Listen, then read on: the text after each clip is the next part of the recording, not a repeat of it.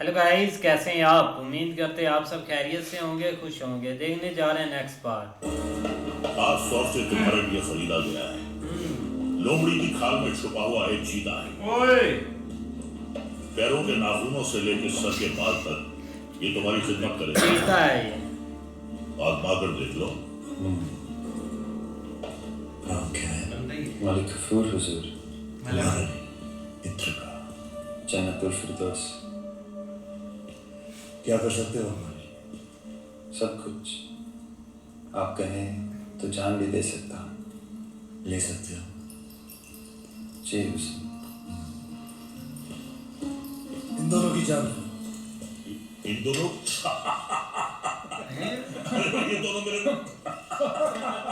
ये दोनों मेरे वजीर हैं। ये मजाक छोड़ो। अलादीन, हम चाहते हैं कि तुम अपनी फौज ये इन दोनों की जान ले लेगा। गर्दन की जाने दो।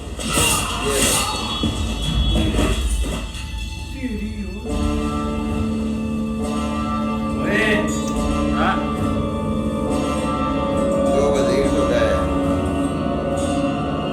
सब कुछ राहुल भाई का रिपोर्टर आ। ये क्या किया तुमने? आप ही ने कहा था आजमा कर देख लो। चाचा जान, हम आपके तोहफे से बेहद खुश हुए। आप भी मायूस मत हुई। अब चाचा जी की बारी है। हमारे पास मुझे भी आपके लिए लगता है। तोहफा है। इख्तियार, चाचा जान हमारी इख्तियार। हाँ? चाचा जी को हिस्सा मिल जाए।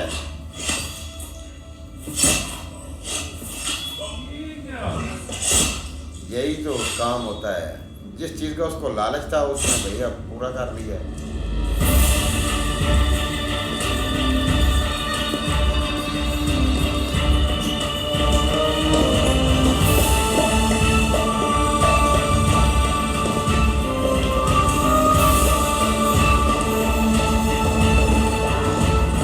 अब आया हमारे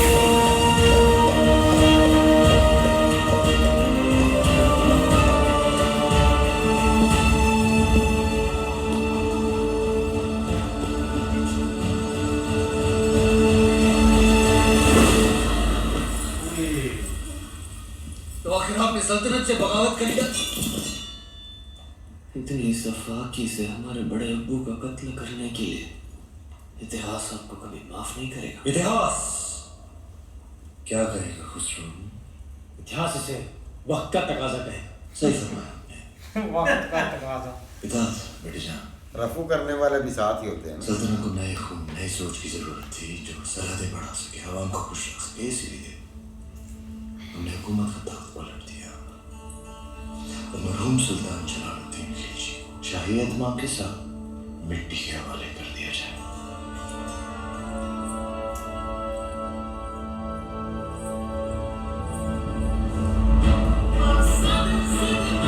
इस चीज का वेट था।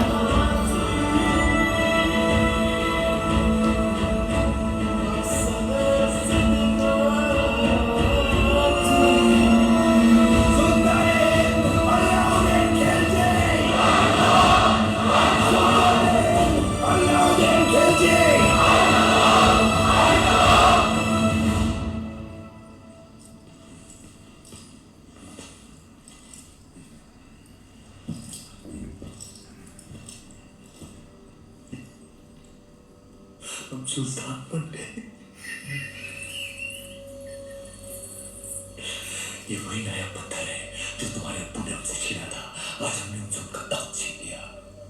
ये दस्तूर है हर सल्तनत का। एक और दस्तूर है सुल्तान की खिदमत में तस्लीम पेश करने का।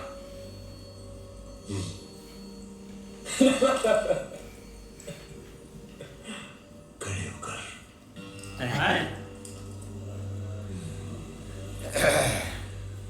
ज्यादा ही खतरनाक है।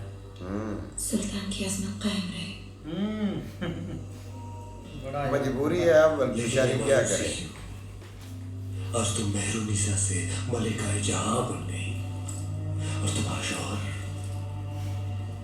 देखो। क्या देखें? ये ताज कई बार देखा है हमने हमारे अब्बू जान के सर पर। ये ताज है ही बेवफा, सर बदलता रहता है। कभी तुम्हारे अब्बू जान के सर, कभी हमारे सर, कभी तुम्हारे।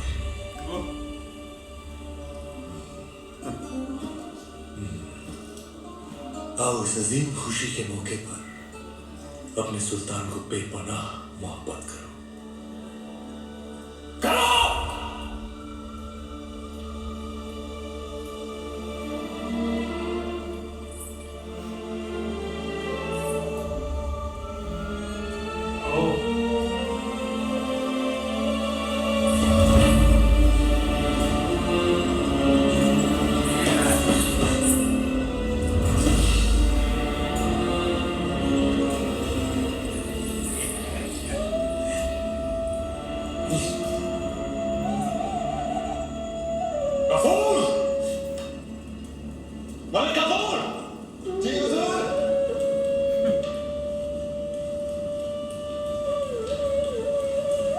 जी सर, ये धुन सुनाई दे रही है तुम्हें या सिर्फ हम सुन रहे हैं? सुनाई दे रही है।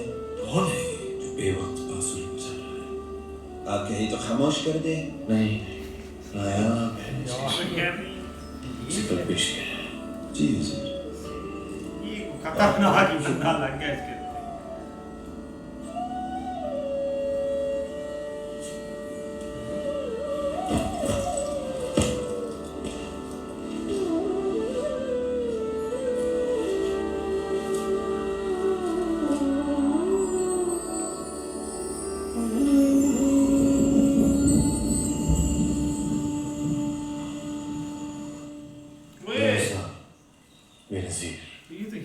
हम दुनिया की हर नायाब चीज छीन सकते हैं, सिर्फ तुम्हारा हुनर नहीं छीन सकते। अफसोस। क्या नाम बताया तुमने? राघव चेतन। तुम जो भी हो, जहां से भी आ रहे हो, आज से तुम हमारे दरबार की शान हो। क्या देख रहे हो? आपका अतीत, शुतुरमुर्ग के पंख जिसमें खून लगा है, लाल पत्थर जो जड़ा है ताज में, ताज जो सारी दुनिया पे राज करेगा। सिकंदर, दूसरे सिकंदर बनेंगे आप। पर यह तभी संभव है जब वो आपके साथ होंगे। वो क्या? वो साक्षात माया है, चंदन की काया है, चेहरे पर चंद्रमा का साया है। ये तो उस लड़की की बात नहीं कर रहा। हाँ जी, तलवार पर लिखा जीवन का राग है। परछाई भी देख लो तो पानी को जी जाए। ऐसी खूबसूरती सिर्फ ख्वाब में होती है, हकीकत में नहीं।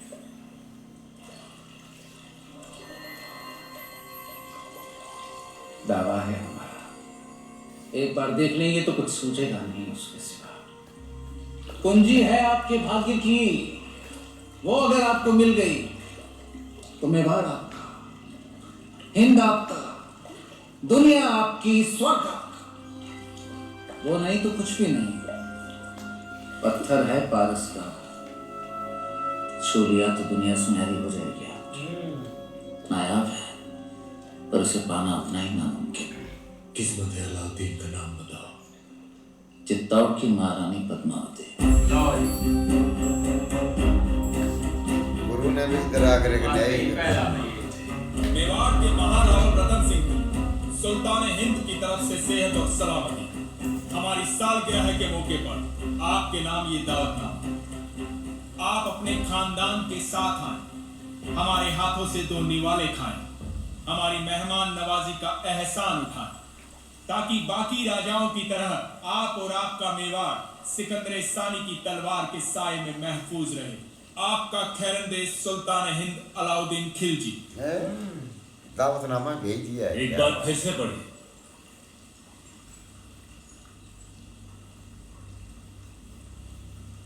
सुल्तान हिंद की तरफ से आप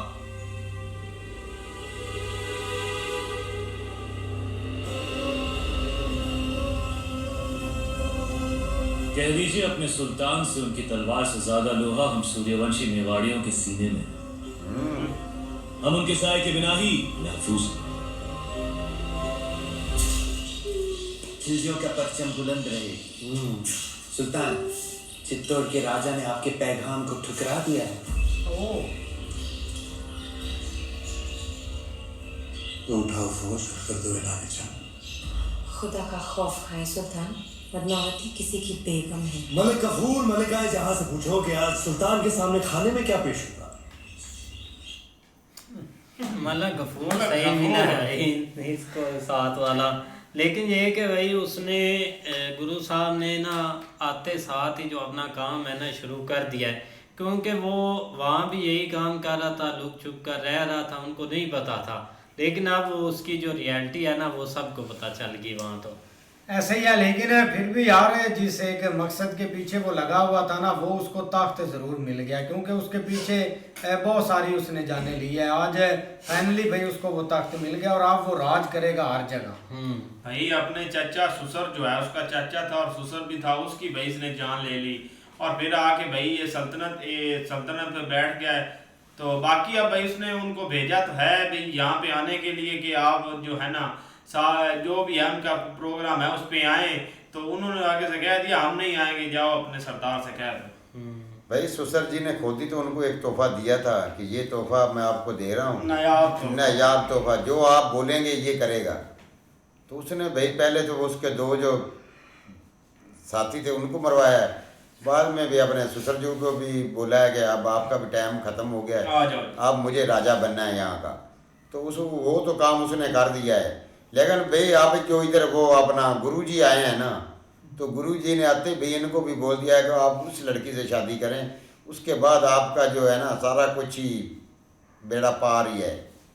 इस तरह भाई इधर जो अपना अलाउद्दीन का कार्य खास है ना मलिक गफूर, ये देखो कि वो भी अपना गुरुजी वाला काम कर रहा है, इसकी भी वही छुप करके देख रहा है। जैसे ही भाई इधर पता चलेगा ना तो इसका भी हाल गुरु जैसा ही होगा।